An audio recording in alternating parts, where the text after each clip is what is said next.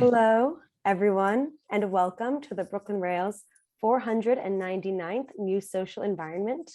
I'm Anya, the events assistant here at the Rail, and I have the pleasure and the privilege of being your MC today for a conversation featuring Cressida Connolly, Nathan Kernan, John Yau, David Nolan, and David Rhodes. We're thrilled to welcome poet Guillermo Filice Castro here to close today's program. Before we get started, the Brooklyn Rail acknowledges that Black Lives Matter and that here in New York, we are on Lenape-Hoking, the unceded land and waters of the Wappinger, Canarsie, Munsee, and Lenni Lenape people of the Delaware Nation and Shinnecock Indian Nation.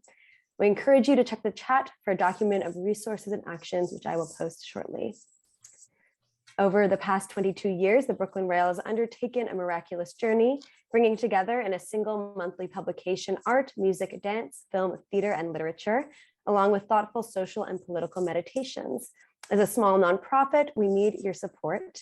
Your contribution will directly support our writers, guest artists, production staff, and operations here at the Rail. Please check the chat for more information and links to donate. And now to introduce today's guests and host. Author Cressida Connolly's 2018 novel, After the Party, was a Sunday Times bestseller, and her debut collection of short stories, The Happiest Days, won the MacMillan Silver Pen Award. She was elected as a Fellow of the Royal Society of Literature in 2020. Writer Nathan Kernan edited The Diary of James Schuyler, which was published by Black Sparrow Press in 1997, and he is writing a biography of Schuyler. His collaboration with Joan Mitchell, Poems, was published in Tyler Graphics by Tyler Graphics in 1992. He is the president of the board of the Milton, Resnick, and Passlof Foundation. David Nolan founded David Nolan Gallery in 1987, specializing in modern and contemporary works by an array of international artists working in a variety of media.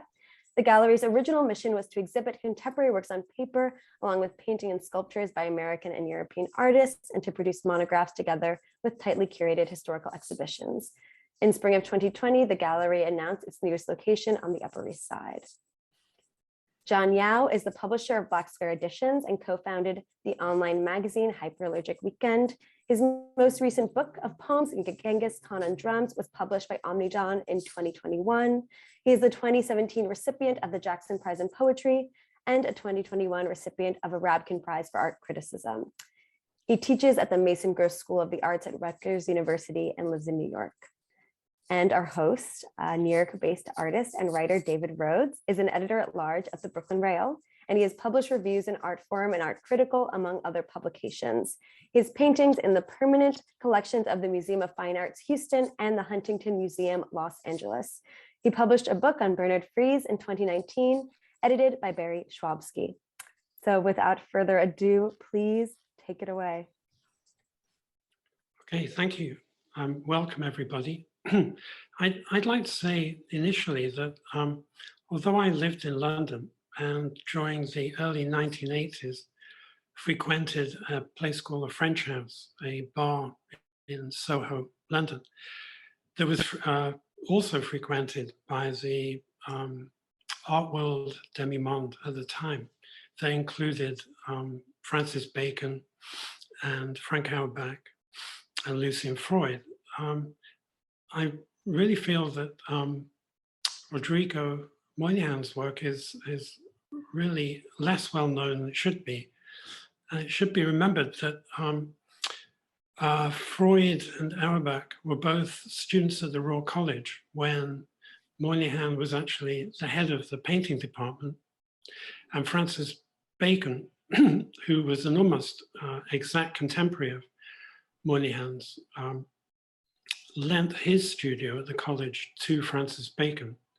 So he's very much somebody connected with British painting through the 30s and 40s and beyond. But he has a far less high profile than the artists we've mentioned. The other thing I'd like to say quickly is the extraordinary paintings from the 1970s and 80s represent a further change in style. Moynihan has painted representational and abstract paintings with equal commitment And these late paintings represent something of a melding of those interests, where he availed himself of his experience of making abstract paintings. And so having said that, I'd like to ask David what his particular interest was at this moment in exhibiting these late paintings.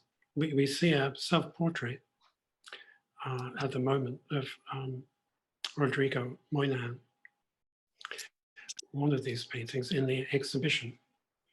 Right, this self-portrait stems from the early 80s. It's really 1983. But I came about the work of Rodrigo Moynihan through, of course, Danny Moynihan, who, like his father, is quite a persuasive man. But I was also in the late 70s, I spent a fair amount of time in London, late 70s, early 80s, around the Slade, curiously enough. So his name came up with all of the others, Victor Passmore, William Coldstream, who he was friendly with, and many of the others who were outshone, I think, later on by Francis Bacon and Freud. But what is interesting, I think, particularly today about Rodrigo Moynihan, and when Danny invited my wife Valentina and I to Rodrigo's studio in the south of France several years ago, the light in the studio and the paintings seemed so direct, so straightforward. And one of the things that was so beautiful about the paintings, the still lives in particular, is the light. And the subject matter of those, which are very humble tools of the painter's studio, a sponge, a piece of soap, all of that were just randomly strewn around the studio on tabletops, shelves.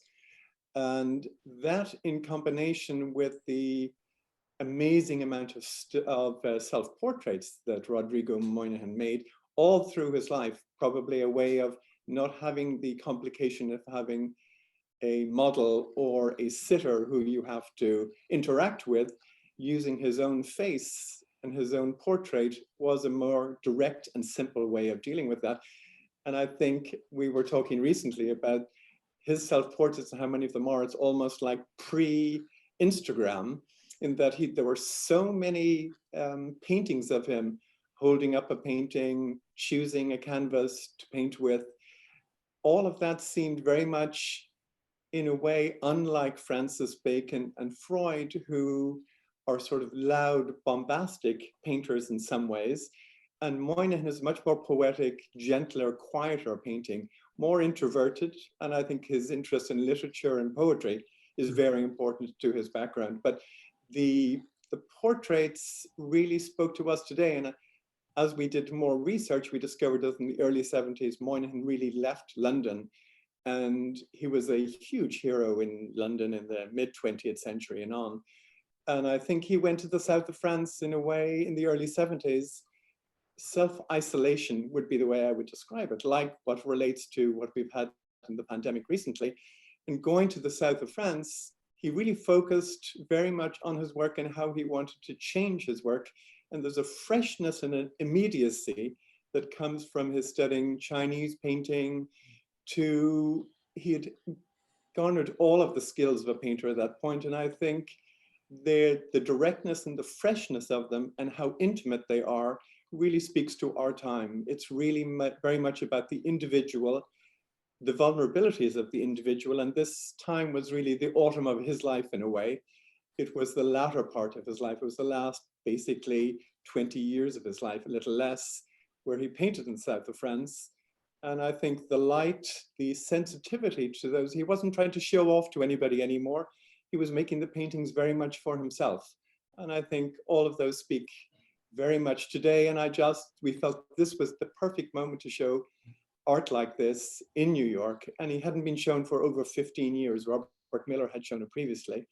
And the response has been in New York really great from both literary people and younger artists who really admire both the skill and tenacity, but also the poetry of the paintings. They very much communicate with people today, which is basically why we're showing it. Right, right. John, could you say something about the self-portraits, because in your excellent essay, you make a comparison between Bonnard's late portraits and Moynihan's. And something you noted was they both show a detached witness to their transitory state. And it's very clear in these studio paintings that the objects are not arranged, and the self-portraits are not staging an inflated image of self. So it seems to be I'm really interested in that observation of yours, that they incorporate the idea of human transitoriness. Right, the momentariness.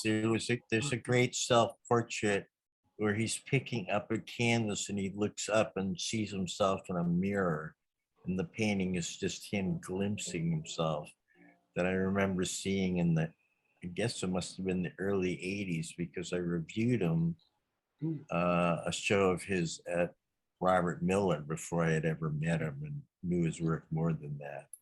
And the other thing, I just actually going to quote somebody because she sent me this line. The poet Billy Chernikoff said, "The afterlife of light," which I thought was a really great way to describe or evoke the kind of light that's in his work, that it seems ephemeral, and everything in his work seems kind of ephemeral. You know, the placement that he's just seeing this thing, none of it seems, you know, set up. And there's a kind of, and him holding the canvas in front of him is such a feeling of vulnerability, like, can I be protected by this canvas? Which of course he can't be. And he's kind of clutching it rather close, like it's his only protection, or his only thing between him and time itself. I was quite touched by these paintings. And also, he has such a complicated career, because in 1934, he's an abstract painter. Right. And of all people, David Gascoigne, the only English surrealist poet, reviewed him. I think Gascoigne was 17. And I think Moynihan was like 24, very young. And then he goes through all these different phases.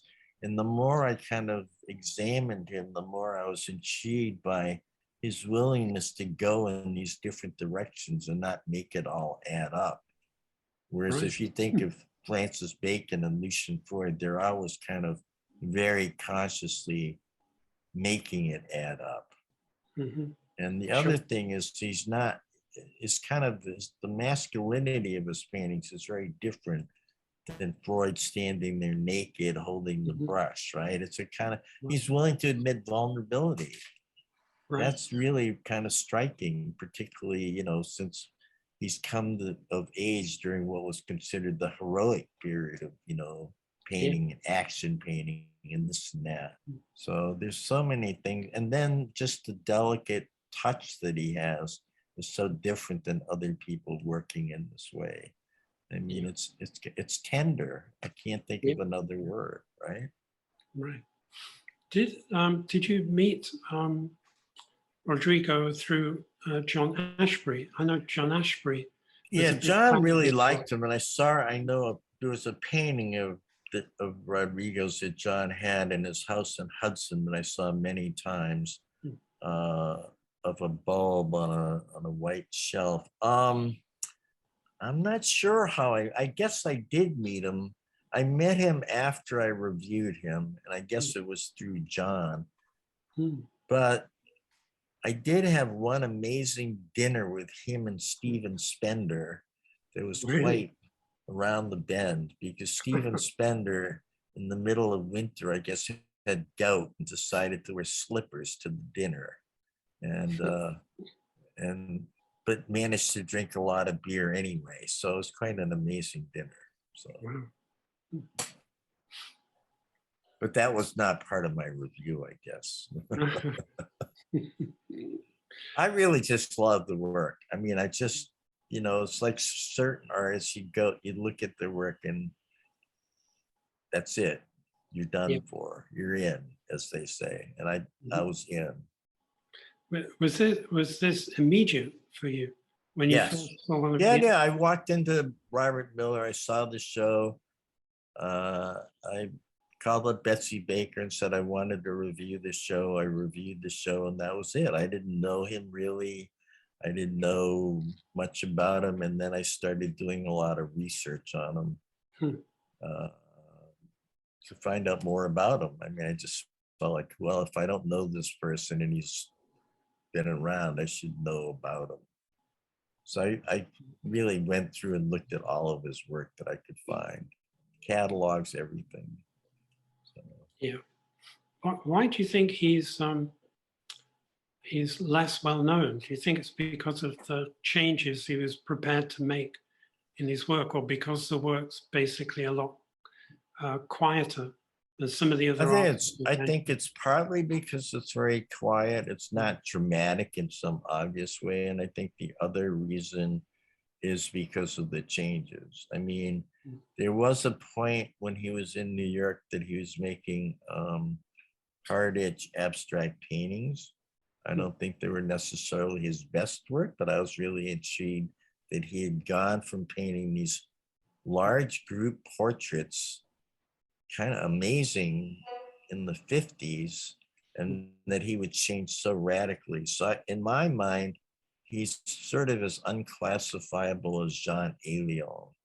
I mean, that he's really gone his own way all through his life. And yet it's always about painting. It's not about a career in some sense. Yeah. That's at least how I see it. It's really unusual that somebody goes from representational to abstract, then back again. This restlessness is very unusual. Right. I mean, he starts off as an abstract painter, becomes a representational painter, then he becomes an abstract painter, then he becomes a representational painter. And you'd want to say to him, you're out of your mind. This is not what you should be doing. You know, exactly. I mean, at some dumb level, this is the wrong moves, right? Yeah, yeah. And you have to love artists that make the wrong moves, right? But do it brilliantly, right? Yeah.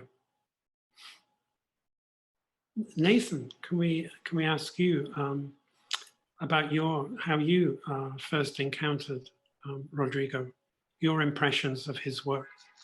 I think you were working at Robert Miller when you first came across his work.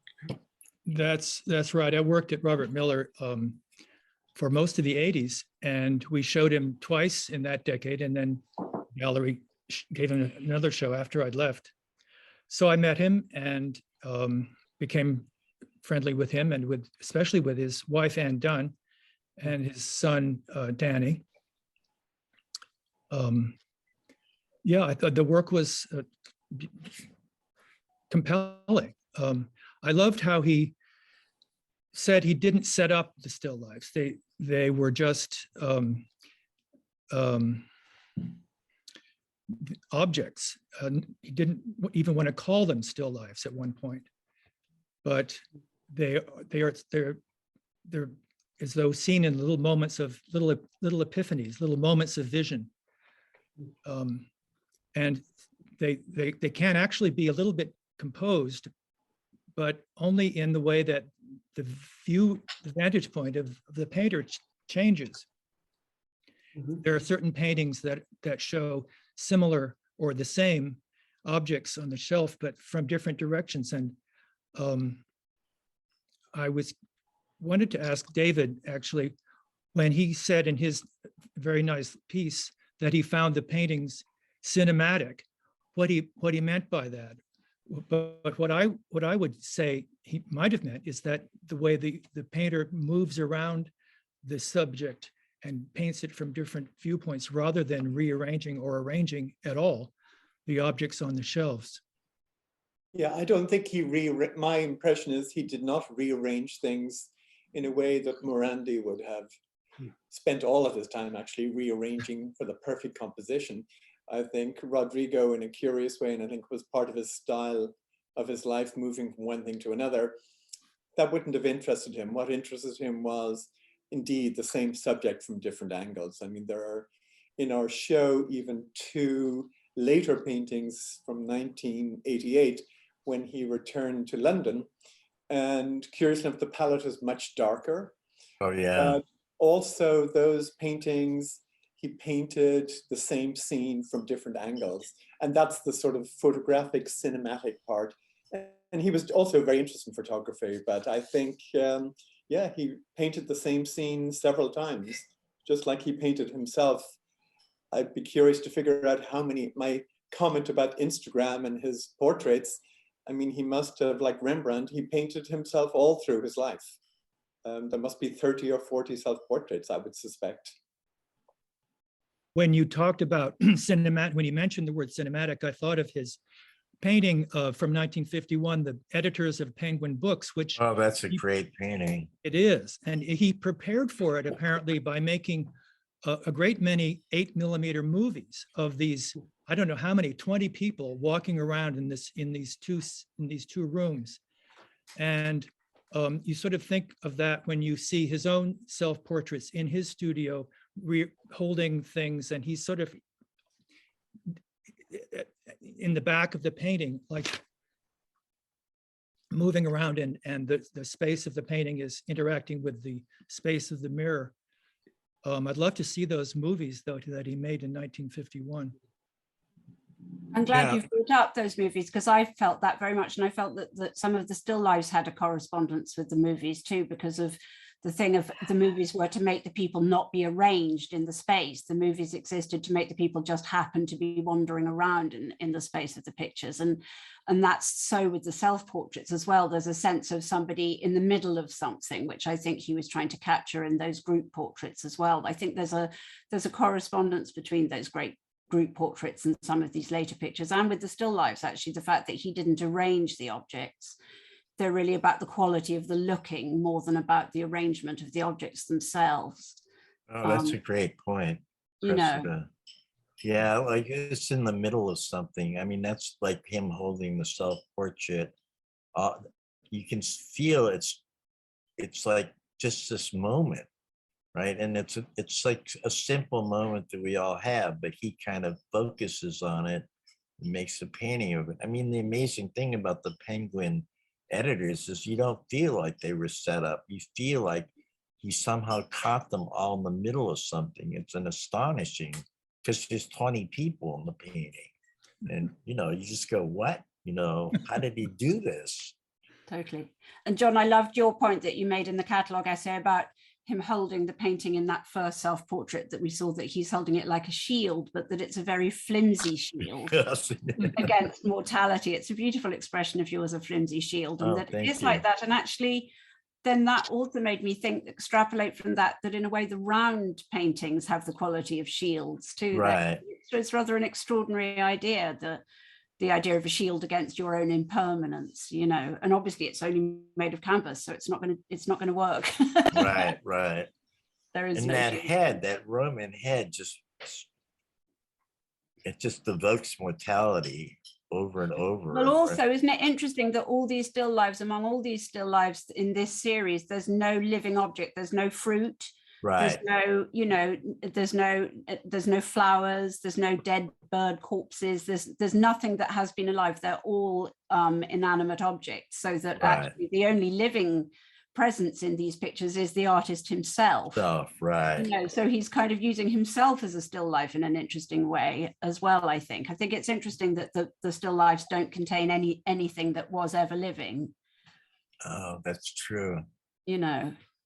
It's almost the opposite of what we think of as a still life. Exactly. And at one point, they reminded me of surgical tables or something. Yes, and this one that's up on the screen now with the folds of the fabric is kind of, the classic trope of portraiture is to be able to depict folds of fabric, and specifically white fabric like that is very difficult to paint, obviously. And that, I think there's a kind of, isn't there a sort of sly reference to portraiture with that fold, that lovely, delicious fold of fabric there? Right. They're interesting because I think as well, he lived very, very closely with these objects, and in a way they reflect a kind of paradox in Rodrigo's own nature, which was that he was a very kind of warm, avuncular spirit with this very lovely deep voice and he had a tremendous presence. You know, in any room, he had a kind of, people would be drawn to him. So there was this great sense of warmth from him. And there is warmth in these pictures, but there's also a dispassionateness, there's a coolness as well in the pictures. And I think that's very interesting about them and reflects, you know, a thing in his nature of that paradox between the warmth and the coolness. It's fascinating to me. And austere, they're very austere, these paintings. Yeah. Which I think he must have gotten from knowing abstract art, this kind of austerity and experiencing minimalism close up living in New York. And And I think Yes. his great interest in Chinese, you know, he was very, very interested in Chinese art and Chinese thought. And Right. Arthur Waley was a really important kind of intellectual figure in his life. He always used to say his favorite book was The Way and Its Power, you know, Arthur Waley's book about the Tao and so on. I think that was became more and more important to him as he got older. And in a way, these paintings, I think, have kind of echoes of that in them too, that you know, that they're what they're saying about permanence and impermanence. Right. It seems to me quite kind of rooted in that tradition of thinking. Yeah, there's an observation he made about the 10th century Chinese painter Li Cheng. He said he felt about his work there was a feeling of withdrawal, of almost indifference. I think it's a quality we can see in these late paintings. I think that's right, absolutely right. Yes. Yeah, I do too. Sometimes I get the feeling that he's looking at them through the wrong end of a telescope, especially that Tondo we just saw on the screen with the little tiny still life right in the middle there. Right. I wanted to also read something that he said in an interview. You've got to extract that moment of staring at a thing and knowing that it could be something else, so that the dictionary words of describing an object disappear. It's got to be it, but it which is no longer it. Mm. So I love how those objects are not, you're not seeing a sponge in a bottle, you're seeing a form and a shape. But at the same time, there's a contradiction because these, of course, are the tools of his trade. Right. And he was living with them every moment, and they meant a tremendous amount to him. They were, in a way, they relate back to allegorical paintings of the attributes of painting.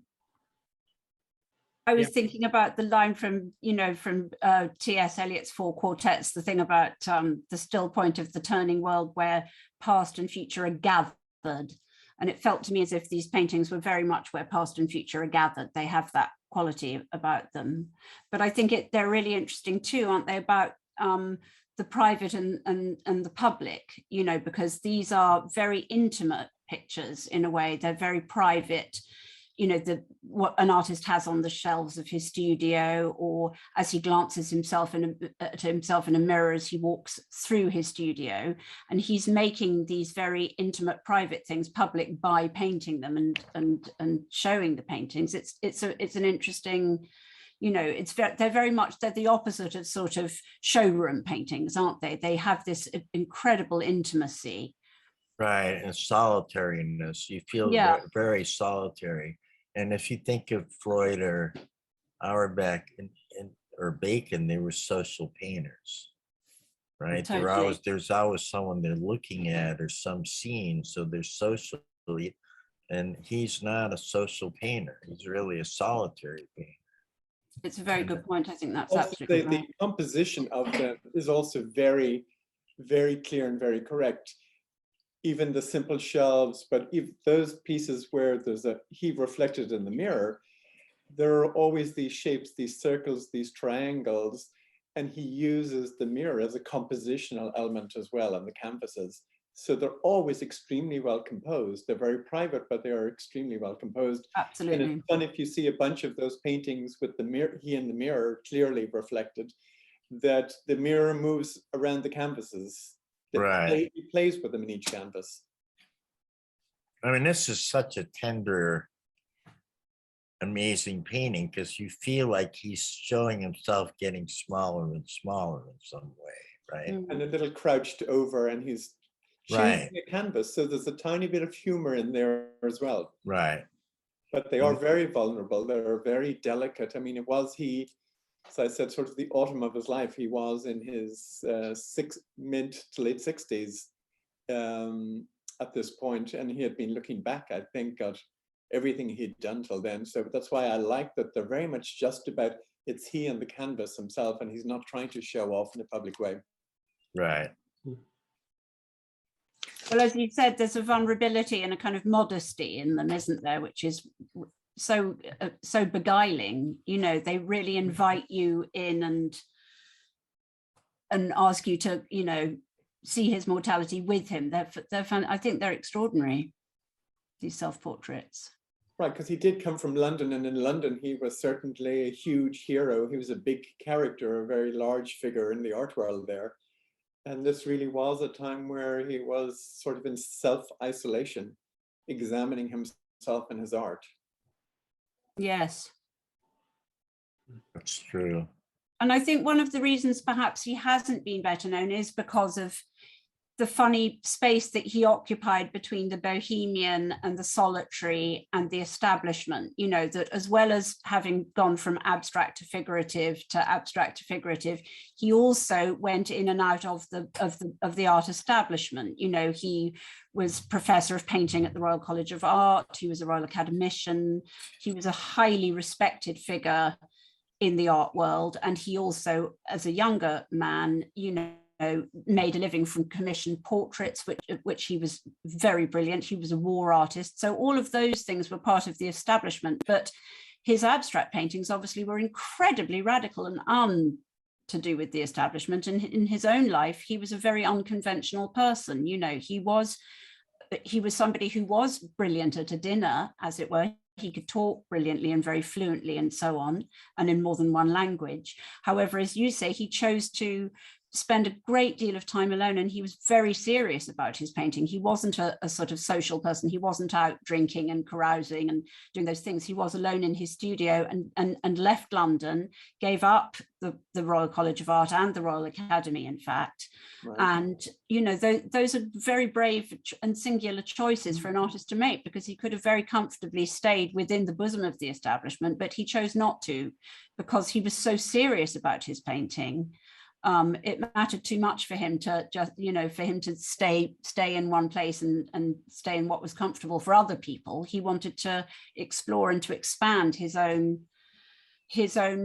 repertoire, and indeed almost, I'd say, a kind of, you know, spiritual practice in these paintings. They're, you know, I think he went in very deep. Yeah, I agree. I think indeed the spiritual aspect of it is very important, and he really did dig deep inside himself, because the paintings really changed. The 70s, really, there was a huge change in his work. There was a lightness and immediacy that was unlike in other times, and the work of the last 20 years is probably some of the work that he will be very well remembered for. They're brilliant, because what they managed to be, and I've just thought of this, sorry if I'm interrupting you, is that they're very, very serious, but they're not exactly solemn. There's a kind of extraordinary, because of the light, the beautiful light in them, and the mirrors and the reflective surfaces of the light bulbs and of the mirrors themselves and so on. They have there's a kind of lightness, isn't there? Although they are serious as well. They're very extraordinary. There's a kind of joy in them. It's quiet, but it's there. Yeah. Right? That he loves that sponge. I mean, you can just feel that he just loves the sponge, right? Yeah. And when you see them close up, they really have great character. There are quick brush strokes across the front of them. Very adoring. He loved those private inanimate objects. Right. I think he was an artist who was incredibly happy in the studio. You know, he wasn't somebody who was tortured by the studio. He loved being in the studio. It was a space of great happiness to him. And he was very, very contented, you know, having sat for a portrait from him. It's very interesting sitting because, of course, you have this wonderful intimacy where you can see the painter painting. And it was very clear as a sitter of his to see the joy that he brought to it. I mean, he was fully inhabiting the present and certainly joyful in his practice. I think that's right. And also the objects that he paints, the canvas, the whiteness and the light in those canvases. He just sometimes has some objects in the middle of the canvas, and then the background is as important as those objects are, and he didn't shy away from that ever. Right. Very poetic. Cressida, how long did the sitting take?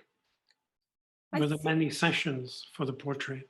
I think so. I was very lucky enough to be staying with the Moynihans, and so I think that I went into the studio every day for a few weeks now. I can't really remember because it's a long time ago now, but it was a very, very charmed experience and one of great calm, and it was quite meditative. And Rodrigo had rumbled. Sometimes he'd rumble and talk, you know, and sometimes there'd be long periods of silence, but it was very comfortable. And yes, no, it was a magical experience, extraordinary.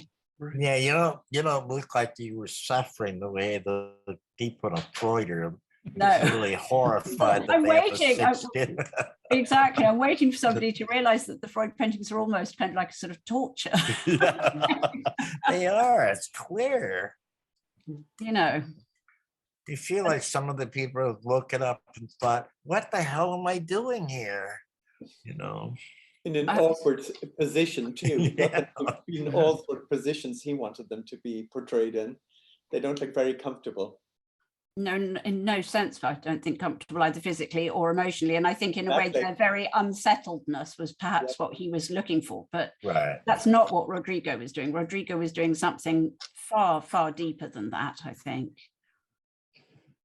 Well, I think there's a different sense of respect for the objects and the people. And I think the other artists, perhaps it was more about them than respecting their subject matter.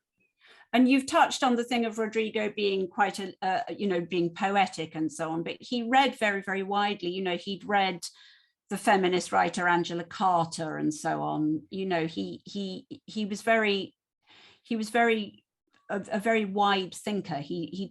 Although painting was obviously his great passion, and he loved talking about painting and talked about it very passionately, but he read very, very widely across many kinds of literature, you know, short stories and fiction and obviously poetry as well. Well, and he had that great art magazine, Art and Literature, in the 60s. That was a great magazine. With Anne Dunn and Sonia Orwell. Right, and John Ashbery. And that covered, I only know some of them, but that covered a huge range of topics, both writing and artists. It sure did. Yeah, I mean, that was one of the places I got my early education in what was going on, you know, where I read Donald Barthelme and various other people that I had not at that point in my life knew about. And John knew, you know, talked about how Rodrigo knew this writing. It was not like, oh, John did it and Rodrigo was just on the side. He talked about the engagement of all the people. Yes, John actually said Sonia Orwell was the one who was least in attendance, but that's right. Rodrigo took it, and Anne Dunn took it extremely seriously. Right. It was apparently an article in Art and Literature by Roland Barthes that introduced Rodrigo to the painting of Peter Sanredam, the 17th century Dutch painter of beautifully restrained and empty church interiors. And he was hugely influenced by those paintings. And he actually said he wanted to turn them into still lifes. And he said, one can create a sort of abstract, I felt a kind of impulse to try and do a Sanredam concept of great clarity and simple whiteness into a still life, making the still life look like the interior of a church. one can create a sort of abstract structure of tone that goes backwards and forwards in the picture plane. And I think there is that a great whiteness in some of the still lives that definitely relates to that. exactly. And the light that comes from that paint, right? The ethereal light. The pinky whiteness. The one on the screen at the moment was one of from the last 2 years of his life. And again, that's a sort of cinematic one where he paints that same setting several times. And the palette is much darker than He actually paintings in the south of France. he actually mixed some India ink into the background paintings, into the background paint on those works. They're gloomy without being gloomy, if that's Right. possible. I mean, it is possible he did it, but Well, there's a sort of delicious melancholy, isn't there? But they're not depressing, but they have a kind of lovely poetic melancholy about them. yes. And they're also very well structured. Again, that verticality of whatever that looks like a canvas from the side, that moves back and forth to the left, to the right, on the other canvases they made of the same scene. Right. So again, the composition is great, and the legs are basically more suggested than actually being three-dimensional objects. Right. Well, from the Chinese, from his great interest in Chinese painting and so on, he very much did. He used to talk about the thing of spending many years contemplating something that, that you'd look and look and look and look at a branch, and then just you dart, and it would be a very quick brush stroke to commit it to the paper. I think that was something that interested him. And obviously these paintings are not the work of a moment, but it was an idea that was very much in his mind, I think, during those years, was that notion of the length of looking as against the length of execution. Mm. And that hand, that ancient hand, appears very early on in his work and seems to reappear all the way through the work. So there are certain props, so to speak, that he returned to time and time again.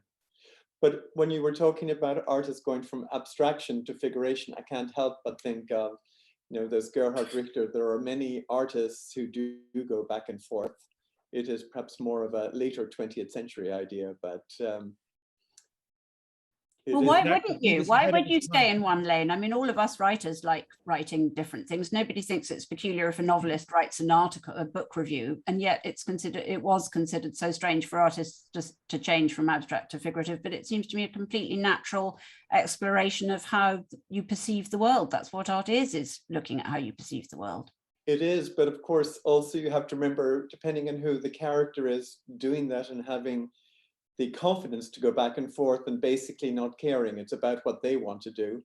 Because in the art world, artists classically in the 20th century, their careers faltered a little if they went through too many different phases, because people couldn't keep up with what they were doing. They wanted a stamp of what was their trademark. Sort of the master work of the artist had to be the typical work, and he definitely didn't do that, which I think perhaps has slowed down his career in some ways, but makes him more interesting today.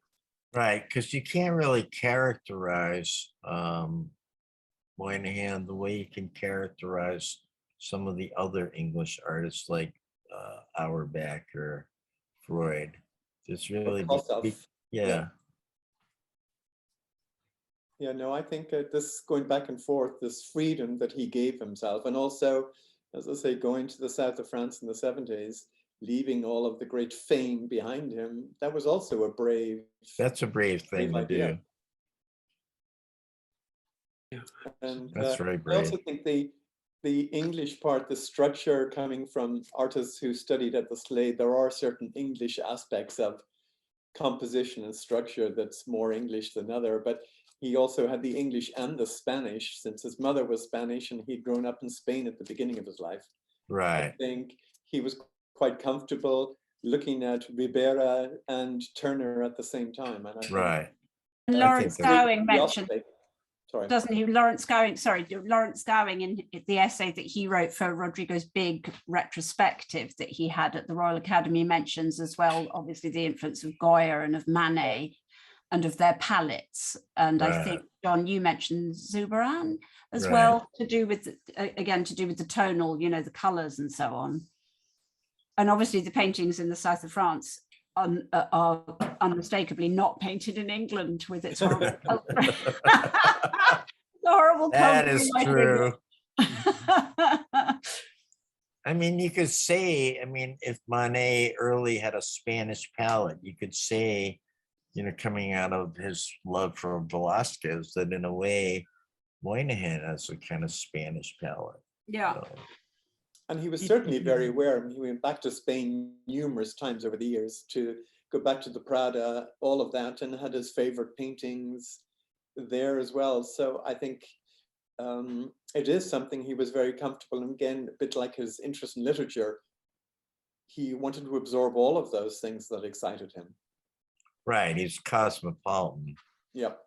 But he doesn't come across that way in the sort of the social. We associate the cosmopolitan with being social, and he's cosmopolitan, but he's rejected the social to some degree.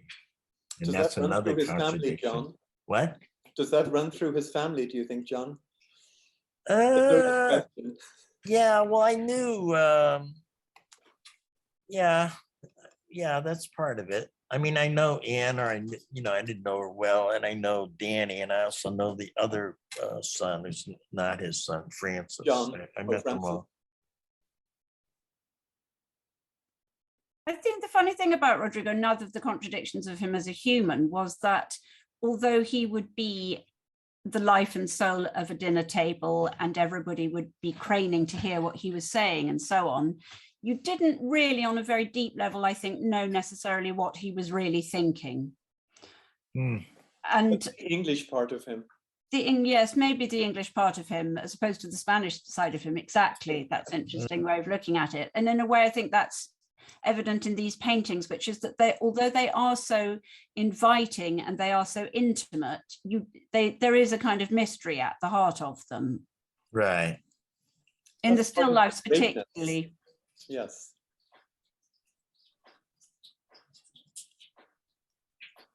Again, the composition of that oval painting, the composition is great, but it's slightly Fantastic. off, which intrigues you and draws your eye in.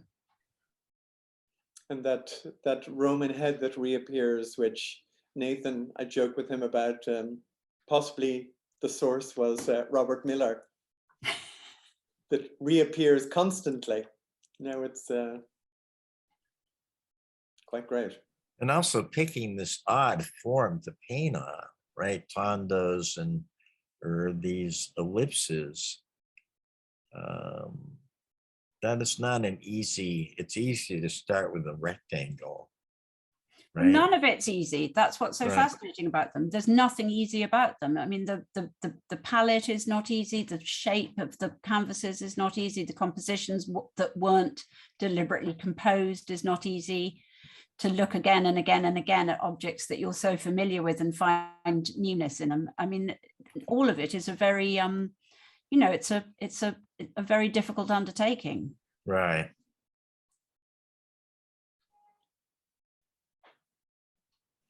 Does And he's anybody such know? a tonalist. Does anybody know why he chose to use the ellipse? No. I don't. I don't know. I don't, except it's just looking back at classical forms. I'm sure he just wanted to try that as well, because he seemed to be trying so many things. But yes, it's unusual that he did this ellipse shape in addition to the tondos, the classical Renaissance form to work with. And the ellipse is quite unusual. I mean, there's no other artist that's really known for painting on ellipses that I know of. Just George Baselitz, sorry. Who? Did certainly, Who's George Baselitz? he did many tondos, and he's done a few ellipses, I believe, in the 80s and 90s. I don't When think he came to- Rodrigo was looking at him. Oh, no, definitely. Now, John. When Rodrigo came to New York in 61 or 62, he was very interested for some reason in the work of Leon Polk Smith and went twice to his studio. Ah, That's there's a interesting. man who painted on interesting formats. Yeah. Yes. What's happened to me? I've become this weird glue thing. on the You screen. are. I don't know. The ghost of Rodrigo's taking me over. You've got the globe against, you're dissolving into the world.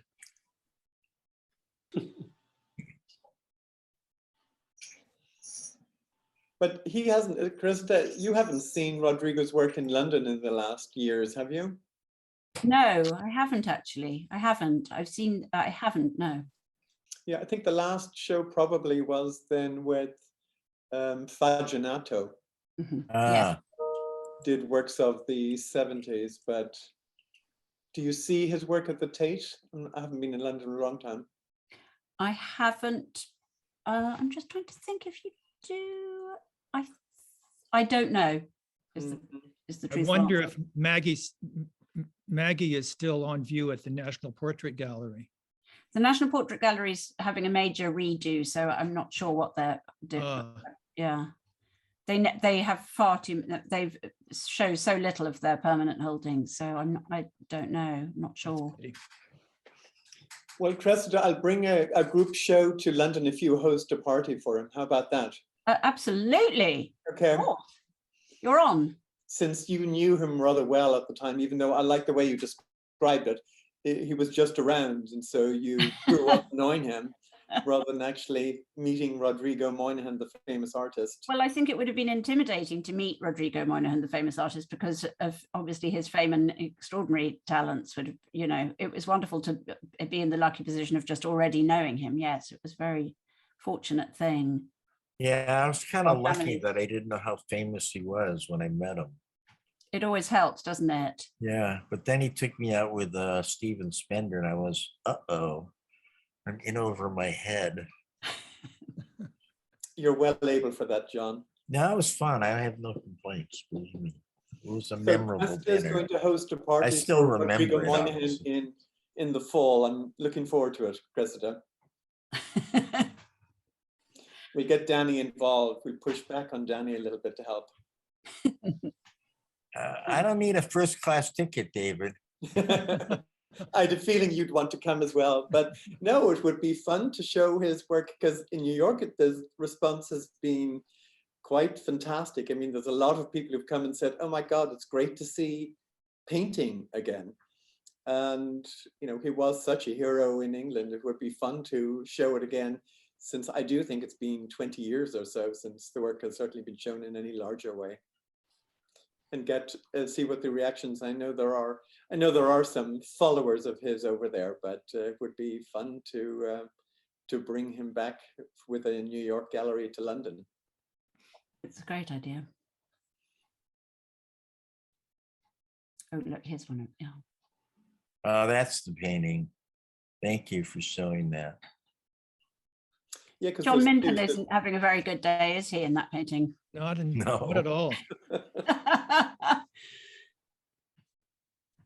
But yes, there's a more kind of sort of establishment version of the younger Rodrigo at the back for people who are not familiar with him. That is the artist himself standing at the back of the composition, leaning on a table with a palette in his hand. And that looks like the Roman hand in the still life there with the skull and the ivy. Oh, I was yeah, just trying you're to think right. there. Yes, there's a skull and some plants. Yes, you're absolutely right. It is the hand, isn't it? Yep, looks like it. But it's a different skull. Yep. But so that was those were the teachers at the Royal Academy, weren't they? At the Royal College of Art. Right. Right, And he that's did just- two big group portraits, right? Yeah, The and the other one editors was and the this one. Penguin. Right. The Penguin editors in 1951. And I don't know if it's quite, this is a huge painting. I can't remember if the other one, oh, I can look it up. The other one is, yeah, it doesn't say. But the other is a very similar composition.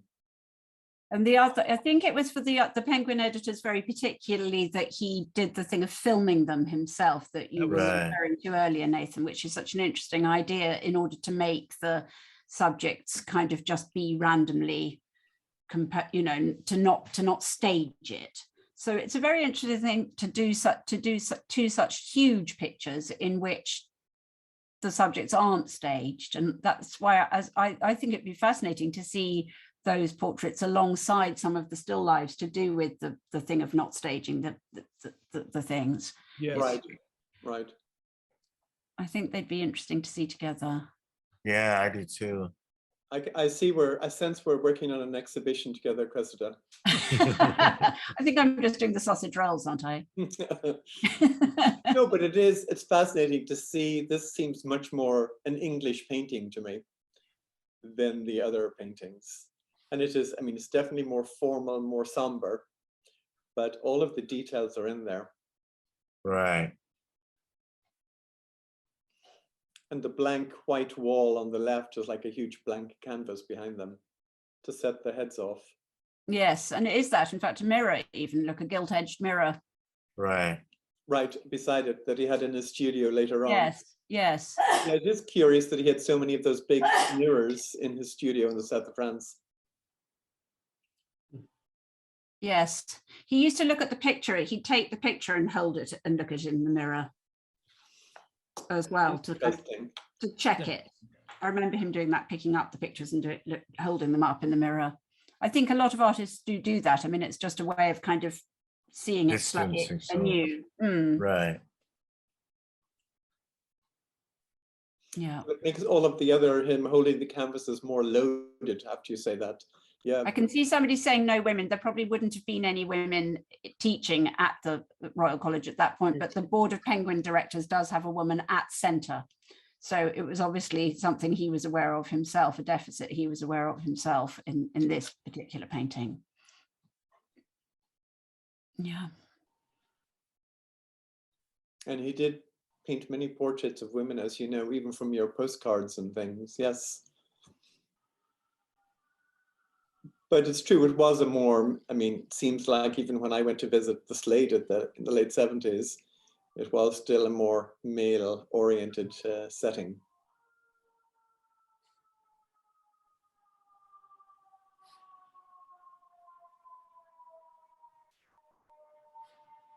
So do you know who all the people are in this? I don't. I don't, but we can. I could read some of the names, but they're not names we know. John Milton, Colin Hayes, Carol Wright, Rodney Byrne, Robert Brewer, Charles Mahoney, Kenneth Roundtree, Ruskin Spear. They're not names we know, and Rodrigo Moynihan, of course, on the right-hand side. But John, do you know any of those people? No. John Minton is probably the best known. No. Right. Yes, and was probably the least well known at the time. Maybe. And would the Royal College have commissioned him to do this? Did he just decide to do it? My guess is that he would have been commissioned to do it, but I don't know, actually. I think he was, as he was for the Penguin Group. Right, I the think Penguin he was Group, commissioned. definitely. Yes, and I suppose that also, I mean, he was very famous for making portraits. And I think that was clearly part of the fame, was making all of these portraits of, from the royal family to whoever else. Right. And he also did those group portraits in the, group paintings in the war. Right. Lots of people, and that's where I think he got some fame for that and would have been asked to do this. Yes, his very famous painting of I think it's called The Medical Inspection. Right. Right, exactly. Which is a group painting, and again another extraordinary sort of composition. So, and obviously it's a great challenge to be able to paint many. I mean, again, it's Rodrigo stretching himself, stretching the limits of what's possible to do on a canvas, to have so many people in it. Right. I mean, a portrait Very with difficult. 9 people is it's a very different deal than just one singular portrait. Absolutely. And I'm sure later on, even though he continued to do self-portraits, portraiture, I'm sure some of the time is exhausting because you don't want to paint some of these characters. And how do you say no to how do you say no to the Queen? Never mind any prime minister that might have been in power in England in the later 70s. Right. What's interesting as well with this is that they're not relating to each other, are they, any of these people? They all seem to be in quite an interior space, all of them. There doesn't seem, nobody seems to be conversing or looking at one another. Or anything. That's true. Including That's a Rodrigo. faculty meeting, right? Yep. Well, you guys know that better than I do, but Rodrigo then is the only one. He's looking out at us. Exactly. Like in the Velasquez painting, he's looking out for our attention to see if he's looking at us, looking at him. Yeah. But the rest, well, the man who's sitting down with the walking stick, he is looking out at us, but none of the others are. They're all in their own private worlds. Mm. Is that what happens, John, in those settings? Yes, I could say that's something that happens.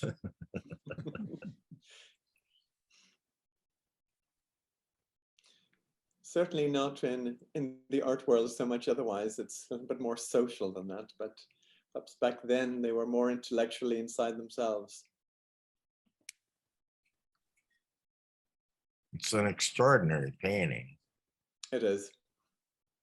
No, it's a pity we couldn't find an image of the Penguin Group. I'm going to do more research on that, but it cannot be found anywhere. They're keeping it very secret.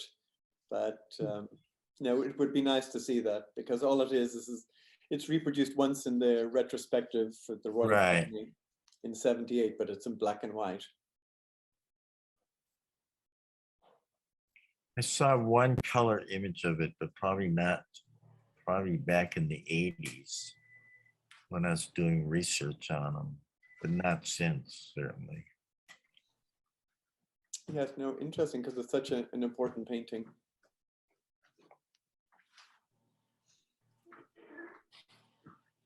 So what was the reaction to Rodrigo in the 80s, in the 70s and 80s in New York? Nathan?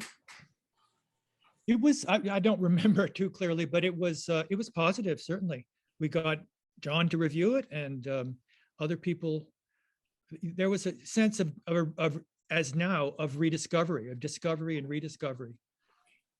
Why hadn't we heard of this man before? Although he had shown at John Bernard Meyer's gallery in the 60s and 70s. Probably in the 60s, yeah. Yeah. But that's when he's doing the abstract paintings, That's right? true. It was a different body of work. That's right. He started these, I think, in the early 70s. Right. Right. 72 or something. Yep. Is that right? Yep, it is.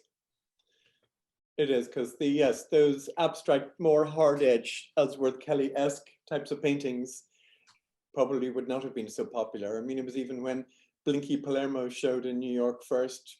Right. It wasn't a huge following. It's only later on that the reception has changed. Yeah. And I think the other thing is that when he showed in the 80s, they were so different than everything else going around being shown. I mean, there's a lot of dramatic painting going on, and his are anything but dramatic in that way. Right. So it's like it was the Italians, the Germans, and then Schnabel and Sally and so on would have been the backdrop to that. Right. So very, very different. And why did Miller want to show the work? Why? He loved it. I'm not sure how he got introduced to it anymore. I don't know what the connection was really. Because they did 4 or 5 shows, that's quite a lot. Yeah.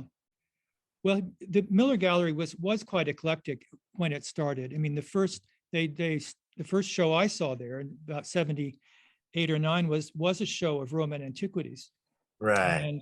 And we did shows of Native American drawing and all kinds of painters. I mean, Bob was he had a hungry eye for all kinds of art.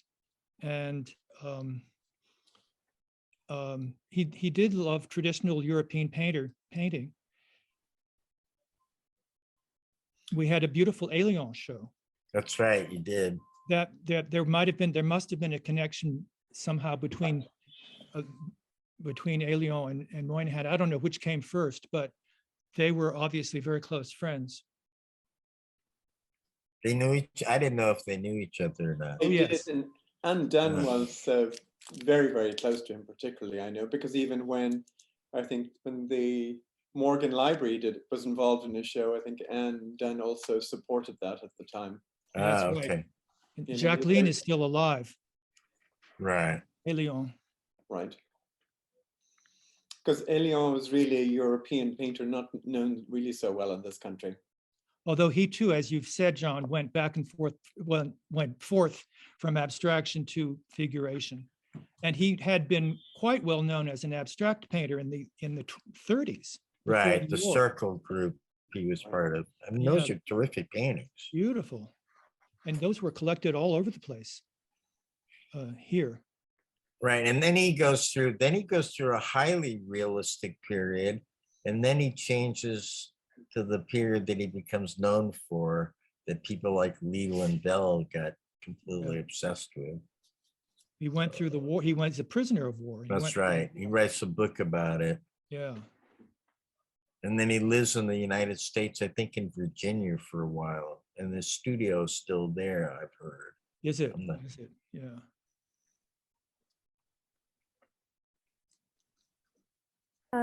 Do you all have any further questions for each other? Otherwise, we can turn it over to the audience questions. I don't know. I was only going to ask John as to what he felt he left out of his essay. Was there anything sorry that you didn't put in your essay, John? Not that I probably will have staircase wit, as they say. Once the Zoom meeting ends, I'll be walking around the room, beating myself up for all the things I didn't say, but Don't waste your energy on that. Just write again. Okay, I will. I would be happy to. Artists that you really love, no matter how many times you write about it, you don't feel like you say it all. You only feel like you say something, and you hope to say something more.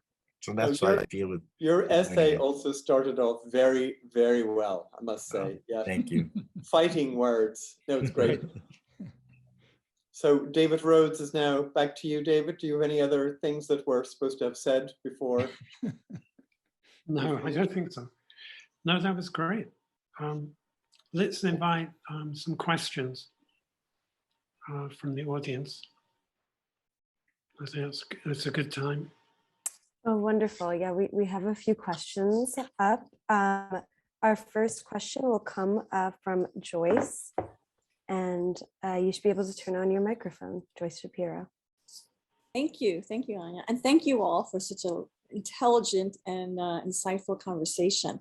My question was relative to the palette that he used. It's so beautiful, it's so muted and so limited, and I thought that it was something that was very critical to his paintings, and I would love to get your insight on that. Thank you. Well, as I mentioned, it did relate specifically to Peter Sanderdam's paintings of those empty Dutch churches. He specifically said that. What else? I mean, in that period, and of course they got much darker toward the end of his life, when he was, as I also said, mixing ink into the paint, or maybe scumbling it directly on the canvas. I'm not sure. Which he when he was an abstract painter, his colors were all over they were quite,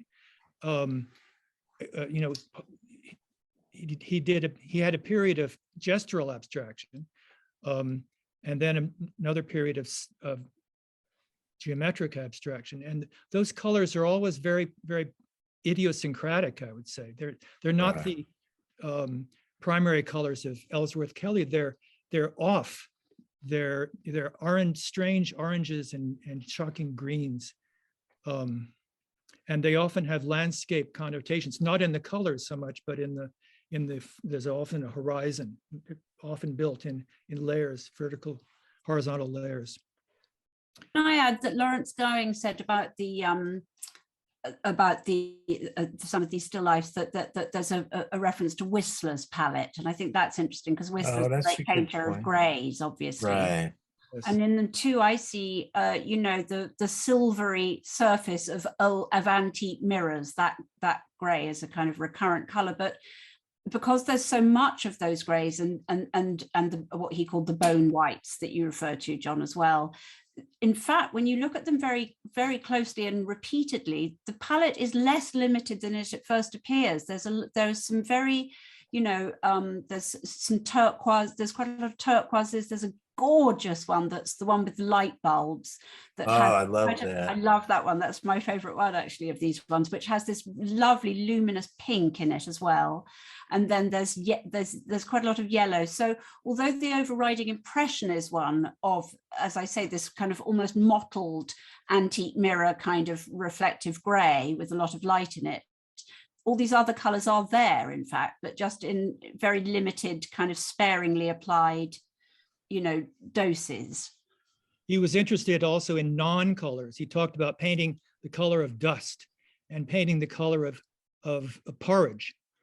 Well, he prefigured the craze of Farrar and Ball. I don't know if you have Farrar and Ball paints in America, but in England, there are all these paints now that are all basically sludgy, different kinds of white, which they retail for, you know, much, much more expensively than ordinary house paint. And Rodrigo's, these paintings prefigure that by some decades. I want my room the color of porridge, so I have to remember that. I think he was referring to one of the objective abstractions. I'm not sure. From 38. Should we get another question? Yeah, thank you, Joyce, so much. Our next question will come from G.E. Schwartz. Thank you so much. I love this conversation, and I'm a big John Ashbery fan, kind of a John Ashbery nut. But in reading John Ashbery's The French Poems, which is actually dedicated, I believe, to Moynihan and his wife, there's this one line that sticks out in this going down inside the cycle, and it just everything is landscape.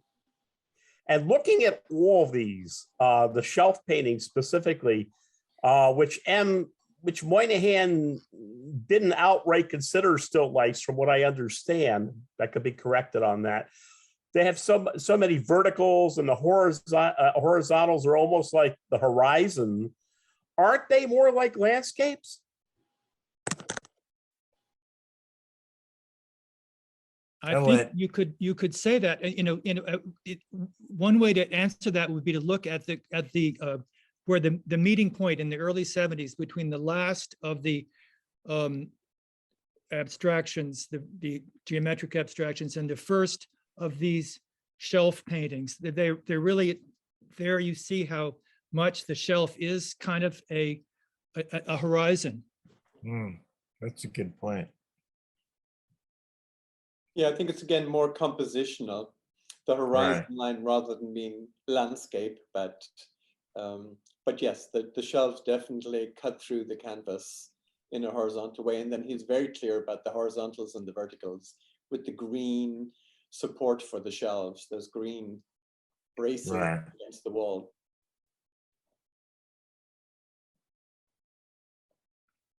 Thank you. Great. Thank you I so don't know much. how directly his paintings are in dialogue with the poets that he worked, with John Ashbery or anything. Is that something that you can comment on, Nathan? Yeah, Nathan, what do you think? No, I can't. I don't know. He was widely read, as we've all noted. I don't know how directly. I doubt that they're really directly.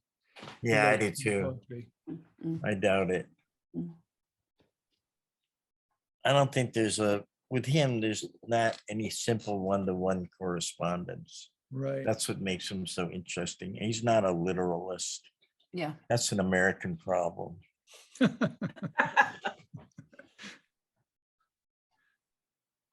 Thank you. I just thought maybe it was a quotation that he might have picked up from Moynihan himself, but that was where I was going with it. But thank you so much. Sure. Thank you, GE. That was a great question. Our next question comes from our own Nick Bennett. Hi, well, I want to thank you all so much for such a wonderful conversation. And it's less a question than kind of an observation. I saw that earlier Robert Becker had asked Cressida about her experience being painted by Rodrigo. And my sort of observation is, Cressida, I know that that's nearby, and I was curious if you could maybe share that with us and show us the portrait. Here we are, before and after. Cruel ravages of time. And as you can see, the palette, as I think I was saying before we switched on, but the palette is not dissimilar to, because it was painted around the same time in the 70s. There's this turquoisey blue that I see in one or two of the shelf paintings. And this ground is similar to some of the ones in the self-portraits. So it's the same palette that he was using then. And I remember when he was painting it, one of the things that I said to him is, in fact, he said that my hair was a very difficult color to get and that he'd had to put a lot more green in my hair than he would have expected. But these days it's dyed, so you wouldn't know. But yeah, there's a lot of green in there, which was really interesting to me. So yeah, it's a beautiful picture. It's very tender. It's a very nice size. It's very kind of human size. It's a lovely thing.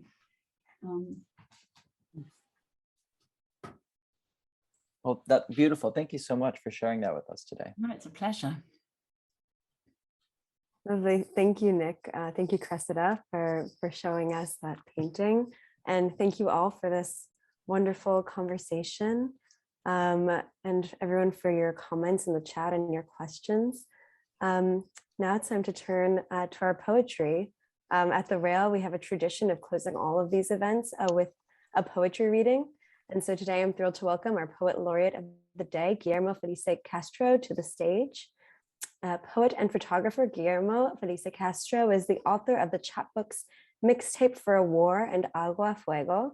His work appears in Allium, Barrow Street, the Brooklyn Rail, Columbia Poetry Review, and many more. He's the recipient of an ESB fellowship from the St. Mark's Poetry Project. Born and raised in Argentina, he lives in New Jersey with his husband and two cats, Cleo and Avida. So please, Guillermo, take it away. Hi, everyone. I'm in a wonderful, wonderful conversation. I feel honored and thrilled and terribly nervous to be. Don't be nervous, Guillermo. Oh, thank you. Thank you, John. I had of course, I have a few pre-selected poems, but I had also a preset order, but now, of course, I'm going to throw that away and just inspired by the talk. And it's a poem in a sense, I feel like it's a sort of a still life. So I'm going to start with that, just inspired by the sighting of a chair on an empty lot. And the title of it is, Dear Office Chair Sitting on a Vacant Lot. I'm writing to you from a kitchen chair, not designed for long hauls. Thinking of the 7 empty beer bottles someone laid across your seat so tidily. It makes me happy to imagine party goers who can also be good citizens, even if they had to climb over a chain link fence to get into this lunar place, if that's what they did. Unless it was construction workers after hours. No wonder nothing has been built yet. Or maybe one person dragged you here from the mid-level midtown job they hated, a key to the padlock somehow in their possession. This guy is no climber and goes on benders. If only I could go on a binge, wake up flammable with the flawless glass septet on my lap, wondering how, why, where. If only, but not really. My former spirit party animal knows I'm sobered by the sight of all sorts of creatures caught in oil spills, in forests, ignited and febrile. If only I were a large baboon god, able to sit on my own furless, nerveless buttock, a bit of a biter, often cranky, head of HR in the underworld, now hiring.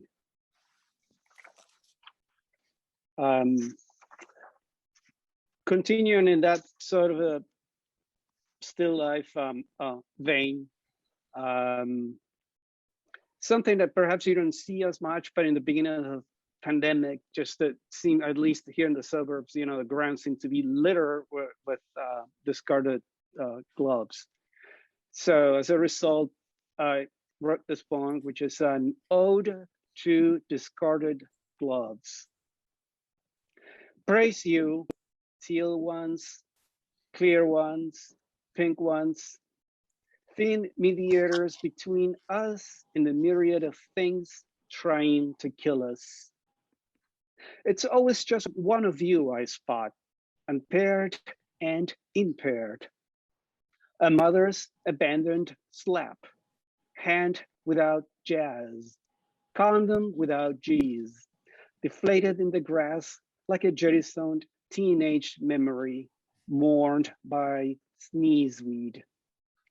More endearing than face masks, your dumb cousins from the country of mouth and nose. Ubiquitous jellyfish mangled on supermarket parking lots, half of your tentacles still stuck inside you.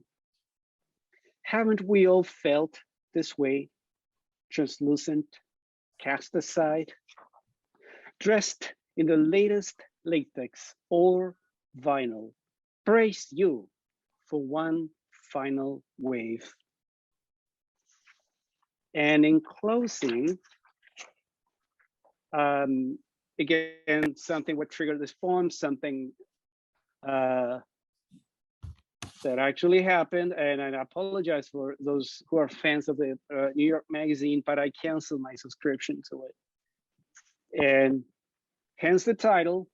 Today I canceled my subscription to the New Yorker. Gloria takes my call, but the connection is quickly lost.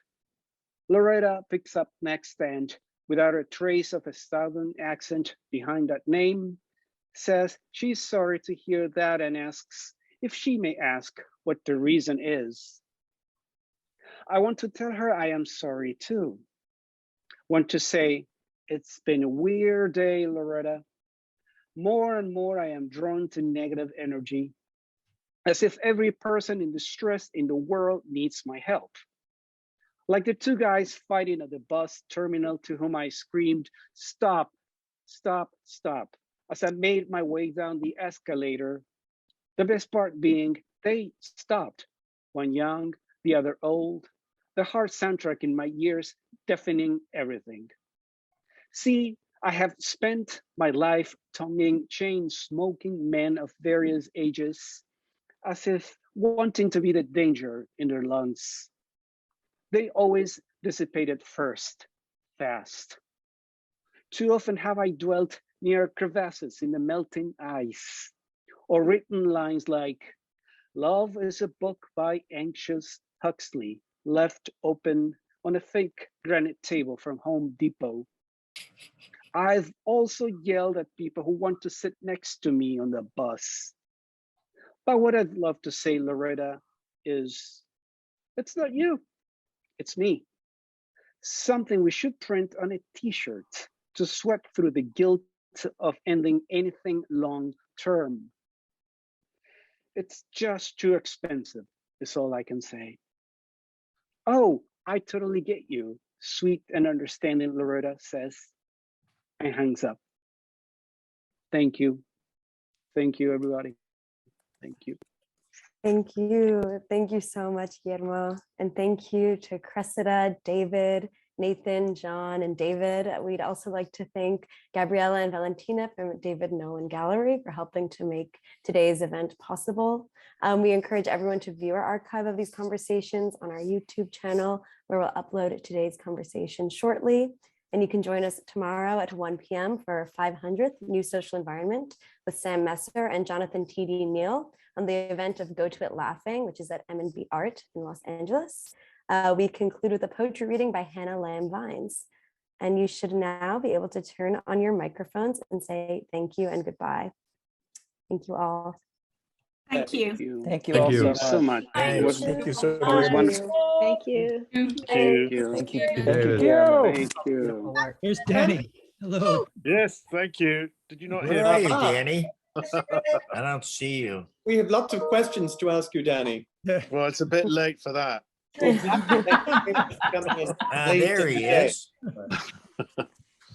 I think my brother Francis is on there somewhere too. Aha. Yeah. I haven't seen Francis in like 25 years. Yeah. I'm only 26. Hey, Francis. No, you're And not Francis. You're Guillermo. Where did Thank he you. go? Thank you for Anyway, joining that was today, a wonderful Danny. talk. Wonderful. And Thank thank you you all so much. Beautiful Thank talk, you. beautiful Yes. reading. Thank Wonderful. you. Yeah. Bye. Beautiful reading. Thank Thank you. Thank you. Goodbye. Bye. Bye. Thank you, Bye. Guillermo. Thank you, David. Bye. David. Thank you. Bye, John. Nathan, thanks, Talk John. soon. Come uptown. Okay, And then I next will. time. See you later. Bye. It's my favorite part. Saying Good to goodbye. see you, Roxanne. Good to be Bye. here. Thank you. Thanks Bye. a lot. Bye. Bye. Happy Bye. Monday, all. Thanks all.